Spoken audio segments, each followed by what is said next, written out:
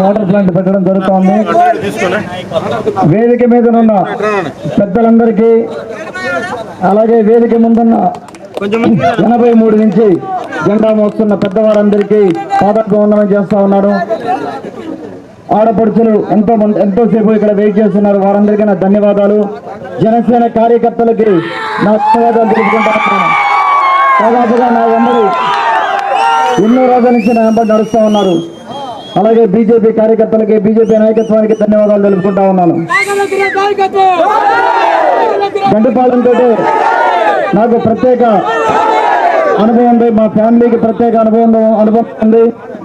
గండిపాలెం దగ్గరలోనే మాది ఎర్రరెడ్డిపల్లి వరకుంటపాడు మండలం గ్రామం.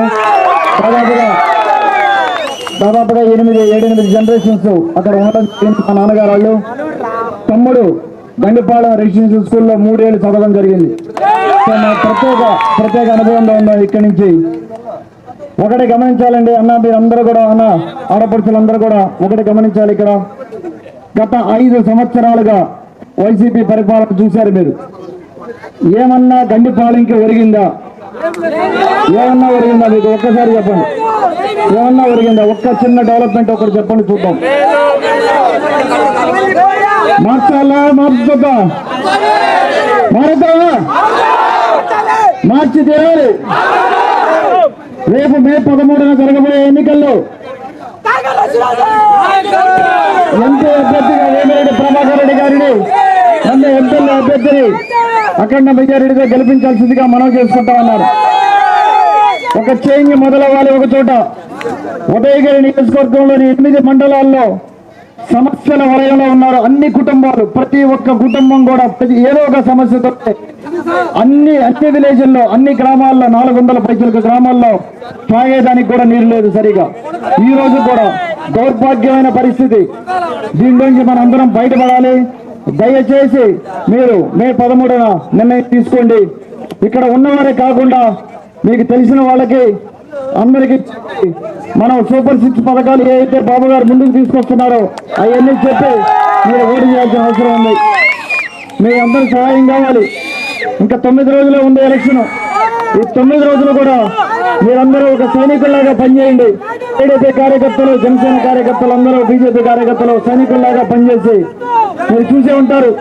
5 ఏళ్లలో మన అధినేతకు జరిగిన అవమానం కానీ, తెలుగుదేశం పార్టీకి జరిగిన అవమానం కానీ, మన ప్రజావేదిక కూర్చున్నప్పుడు కానీ టీవీల్లో చూసే ఉంటారు. చాలా మందికి కోపం వచ్చి ఉంటుంది, ఫ్రస్ట్రేషన్ వచ్చి ఉంటుంది. ఈ 9 రోజులు దాన్ని చూపెట్టండి. 9 రోజులు కసిగా పనిచేద్దాం. మనం ఎలక్షన్కి పోదాం మే 13న. రేపు పొద్దున ఉదయగిరి కోట మీద తెలుగుదేశం పార్టీ జెండా ఎగరబోతా ఉంది. అలాగే ఇక్కడ గండిపాలెం ప్రాజెక్టు రూపకర్త మన చించలబాబు యాదవ్ గారి నాన్నగారు చించరామయ్య గారికి ఒకసారి జోహార్ చెప్పుకున్నాం. జోహార్ చించరామయ్య గారు, జోహార్ చించరామయ్య గారు, జోహార్ చించరామయ్య గారు. వారు అప్పుడు ఆ ప్రాజెక్ట్ స్టార్ట్ చేశారు. అప్పటి నుంచి కనీసం దానికి మెయింటెనెన్స్ బాధ్యత కూడా ఎవరు తీసుకోలేదు. అన్న చెప్పినట్టుగా దాన్ని మెయింటెనెన్స్ గాలికి వదిలేశారు. మనం గండిపాలెం ప్రాజెక్ట్ ని ఒక పర్యాటక కేంద్రంగా కూడా నేను చేయబోతా ఉన్నాను. మనకు దానికి అలాగే మన వేమిరెడ్డి ప్రభాకర్ రెడ్డి గారితో పనిచేసి ఆయన ఎంపీగా వెళ్ళిన తర్వాత పార్లమెంట్కి టూరిజం డెవలప్ చేసుకోవాల్సిన అవసరం ఉంది. ఉదయగిరి కోట అవ్వచ్చు, మనం సిద్ధేశ్వరం టెంపుల్ అవ్వచ్చు, వెంగమాంబ తల్లి గుడి అవ్వచ్చు, ఇవన్నీ కూడా మనం టూరిజం డెవలప్ చేసుకుంటే దాని ద్వారా ఎంతో ఎంప్లాయ్మెంట్ వస్తూ ఉంది మనకు. అది కాకుండా ఉదయగిరి నియోజకవర్గంలో 8 మండలాల్లో కూడా పరిశ్రమలు తీసుకొస్తాను. నా సొంత ఎక్స్పీరియన్స్ తోటి, నాకున్న నెట్వర్క్ తోటి, బాబు గారి సహాయంతో, వేమిరెడ్డి గారి సహాయంతో నేను పరిశ్రమలు తీసుకొస్తాను.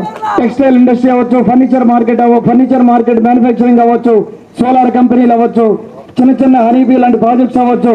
మేము ఆ ప్రాజెక్టులు తీసుకొని వచ్చి యువతకి దాదాపుగా 50,000 పైసలకు ఉదయగిరి నియోజకవర్గంలో యువత ఖాళీగా ఉన్నారు. కొంతమంది 1,00,000 దాకా ఉన్నారంటున్నారు. కనీసం లెక్కలు ఇంకా లేవు.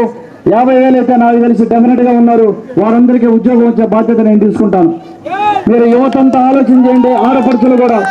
ఆడపడుచులకి ఎంతో మంది ఉద్యోగం చేయడానికి ఇష్టం ఉండి కూడా వాళ్ళు స్కిల్ నేర్చుకొని అప్ స్కిల్లింగ్ చేసి జాబ్ చేయడానికి రెడీగా ఉండి కూడా వాళ్ళకు ఉద్యోగం లేదు. ఇక్కడ ప్రతి మండలంలో స్కిల్ డెవలప్మెంట్ సెంటర్స్ పెట్టబోతున్నాం. యువతకు కానీ ఆడపడుచులకు కానీ మీకు తోచింది, మీకు జాబ్ దేంట్లో కంఫర్టబుల్ ఉంటే దాంట్లో జాబ్ చేయడానికి మీ స్కిల్ డెవలప్మెంట్ చేస్తాం. ప్రతి మండలంలో నేర్పిస్తాం. మేము కాకర్ల చారిటబుల్ ట్రస్ట్ ద్వారా టైలరింగ్, బ్యూటిషియన్ కోర్సులు ఎంతో మందికి నేర్పించడం జరిగింది. వారు ఎంతో ఆనందపడుతున్నారు. అక్కడికి వచ్చి కనీసం ఆ టైం స్పెండ్ చేసిన దానికైనా స్కిల్ నేర్చుకున్నందుకు. ఈ రోజున ప్రతి కుటుంబంలో కూడా భార్యాభర్త ఇద్దరు సంపాదించుకుంటేనే ఆ కుటుంబం గడవని పరిస్థితి.